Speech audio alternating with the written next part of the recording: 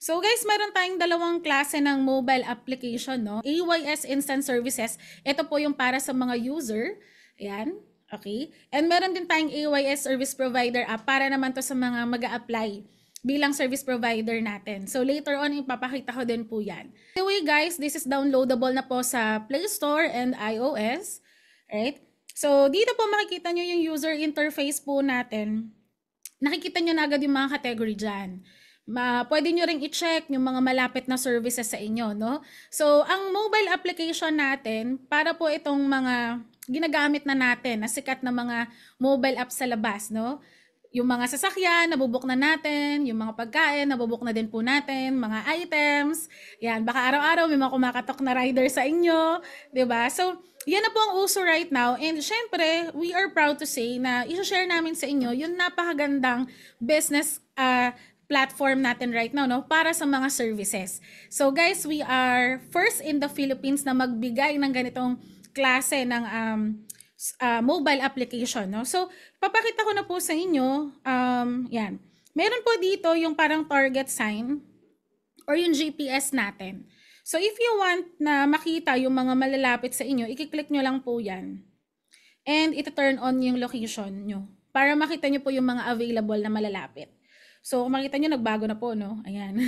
So, ito na po yung mga services na malalapit sa atin, di ba? O, merong individual dito, guys. Meron ding mga company, no? Or meron mga store or shop. Katulad yan, nandyan ang Dahlia Beauty Lounge, di ba? Okay. So, malapit lang yan kasi dito lang po yan sa baba ng building. Okay, so i-view po natin lahat. Makikita nyo po yung mga category na available dito kay AYS. Yan.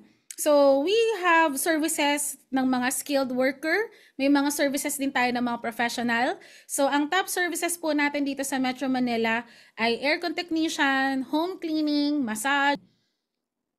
Yan. So, meron dito aircon. Pag chinek nyo po yan. Yan. So, makikita nyo po yung mga iba't ibang klase about aircon. May cleaning, may check-up, merong installation. Ayan, 'di ba? Repair. Baka hindi na lumalamig yung aircon nyo, kailangan na ipa-repair. Okay? So, from iba-ibang klase din, no? May mga 1 horsepower, 2 horsepower. Ayan.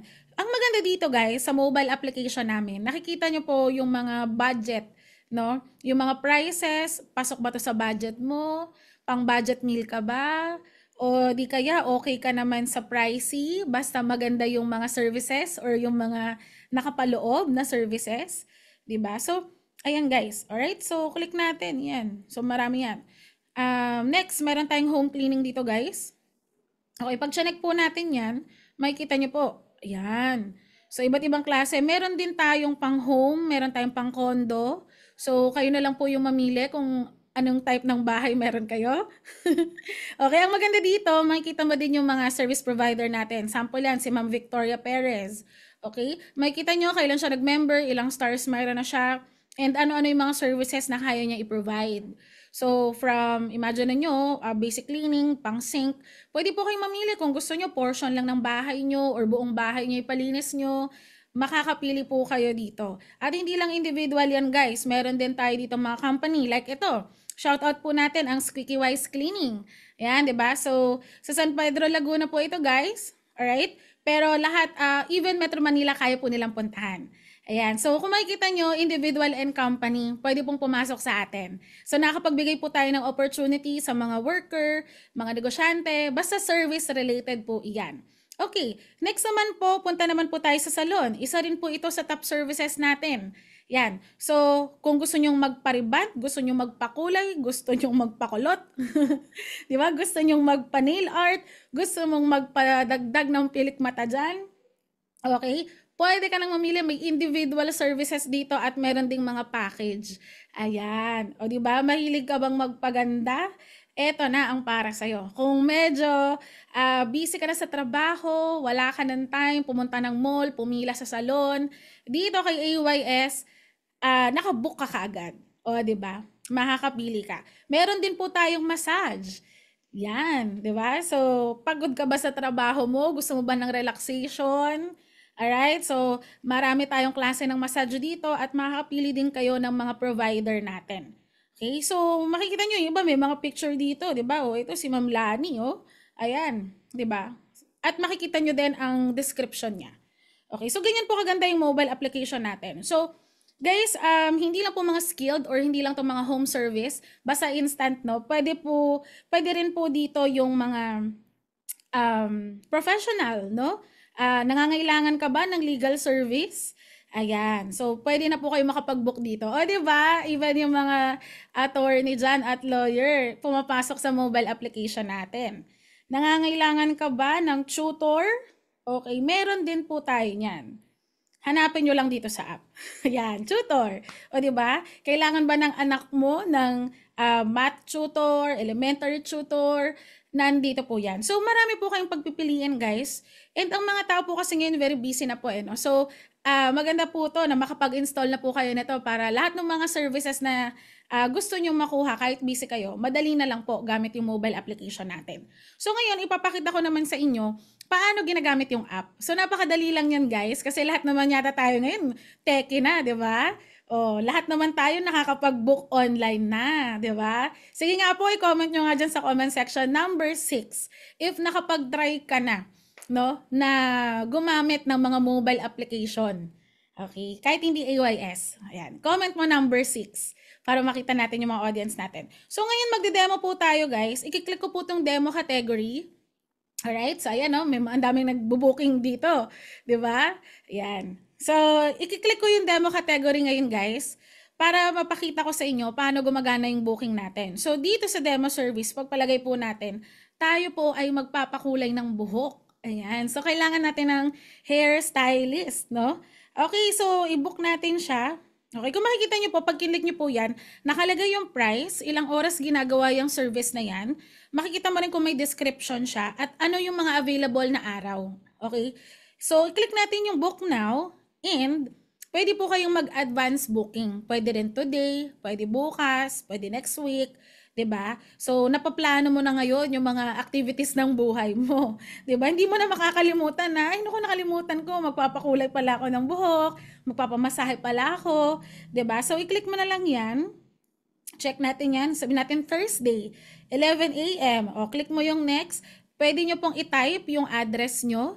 Okay, yan ang step 2 natin. And then pwede mo rin naman piliin sa map or pwede nyo pong i-click yung use current location para mas accurate po.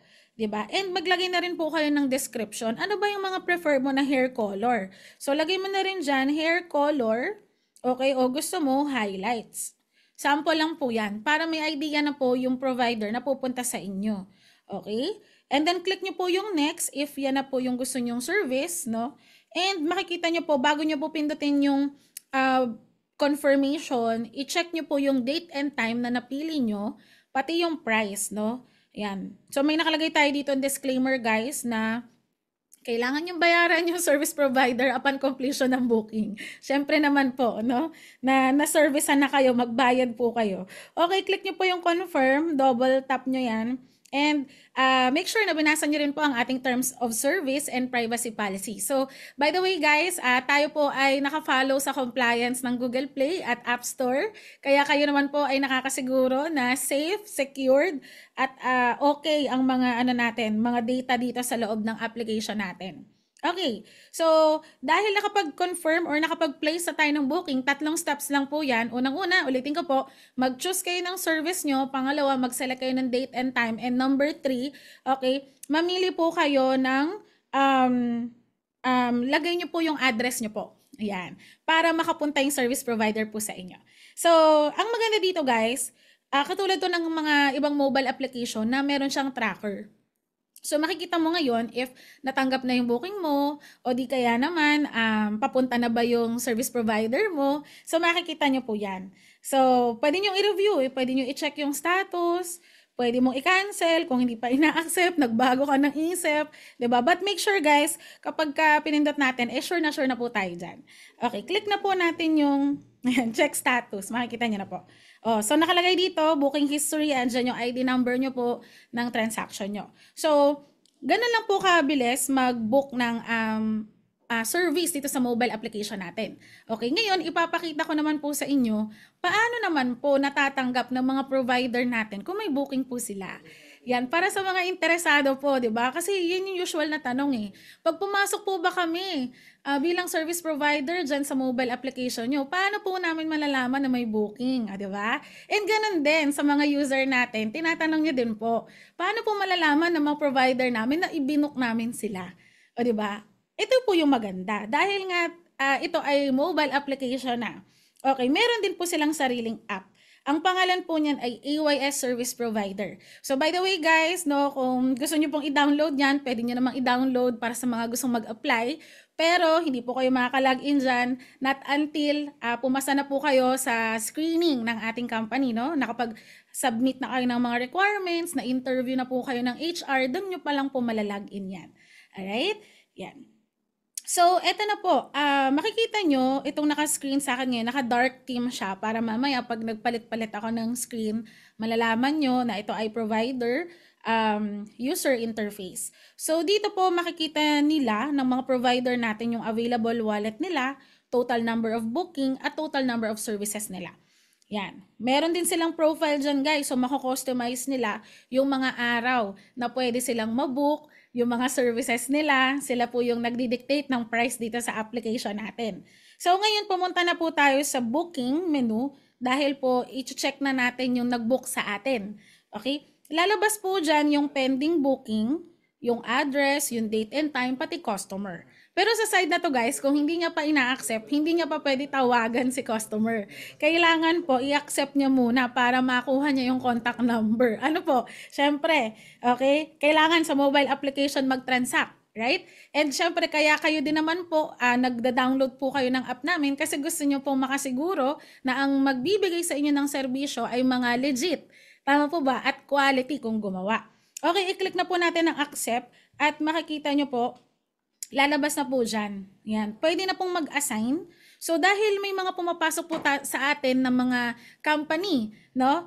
Kapag company po ang pumapasok sa atin, pwede po silang mag-assign sino yung ide-deploy nila sa service na yon or nag-book na yon. Yan. Pero pag individual po kayo, wala pong lalabas na assign handyman. So, click nyo lang assign to myself. Yan. And are you sure you want to assign to yourself? Click natin yung yes. Okay. So, ito na po.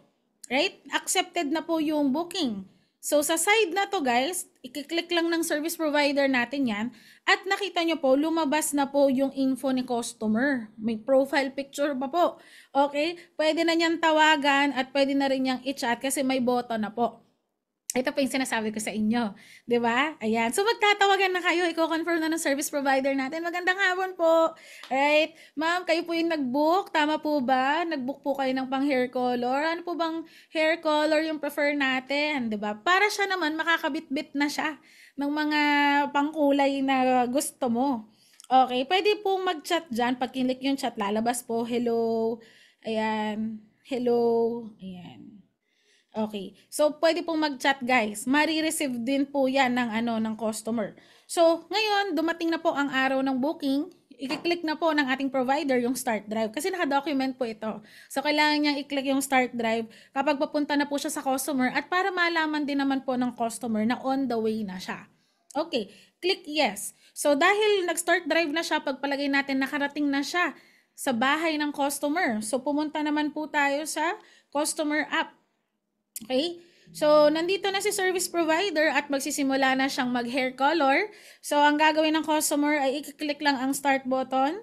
At, syempre, tatapusin din niya kapag satisfied na siya sa service na ibinigay ng ating provider.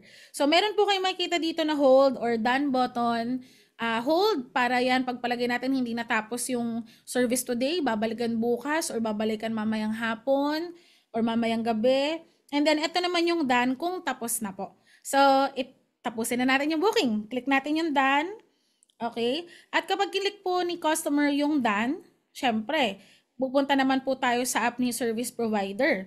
Okay? So, meron din pong button sa kanya na complete at add extra charge. Okay? So, ito, para sa mga katanungan ng iba. Paano kung ganito? Nagpadagdag yung client, di ba? Sabi niya, hair color lang. Pagdating doon, na-upsell ni service provider. Ma'am, baka gusto mo ng Botox treatment dyan, di ba? O, na-upsell. So, mag-add extra charge ang ating service provider. Nilagay niya treatment, hair treatment. at magkano yon 1,000. So, pag kinlik niya yung ad at sinave niya yon, lalabas na po yan dun sa babayaran ni client. So, nakasave na po siya.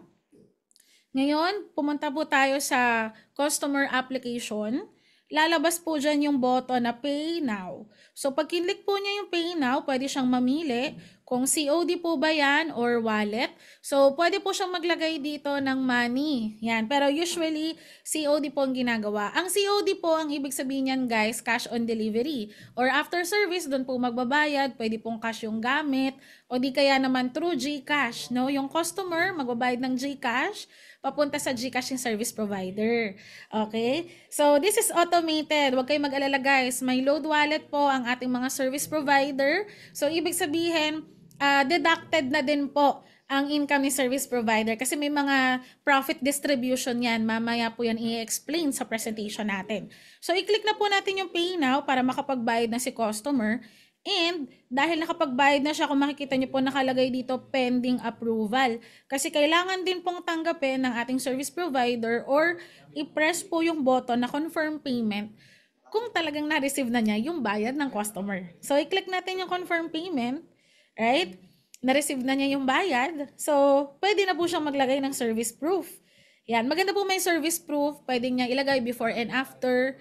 Ano po. And then, sa side naman ng customer natin, since na-receive na po ng ating service provider ang bayad, pwede na rin po siyang manghingi ng invoice. So, ang payment status po natin, guys, is paid by cash. No? Pag kinlik nyo po yan, pwede na mag-request invoice. Nakikita nyo po yung binayaran. Ayan. So, lagay nyo lang po yung email nyo, i-click nyo lang po yung send, at makaka-receive na po kayo ng resibo. So, actually, ito pong feature na to guys, yung nag-i-issue ng resibo, ito po yung isa sa mga gustong-gusto ng ating customer. Siyempre, pati naman po ng ating mga service provider. Kasi may mga freelancer po na wala naman talagang resibo, dahil hindi naman po sila kumpanya. So, usually, yan yung dilemma nila, na wala silang maibigay na resibo sa mga clients nila. May mga clients na mahilig sa resibo. Tama po ba? So, sino dito yung mahilig sa resibo? I-comment mo dyan, resibo. Di ba? Comment mo. So, pasok ka dito. Kung naghanap ka ng resibo, may resibo tayo. Alright? Yan. And sa service provider, syempre tuwang-tuwa po sila kasi meron na tayong electronic receipt. Di ba? Alright. So, guys, ayun po, doon po natatapos ang ating mobile application.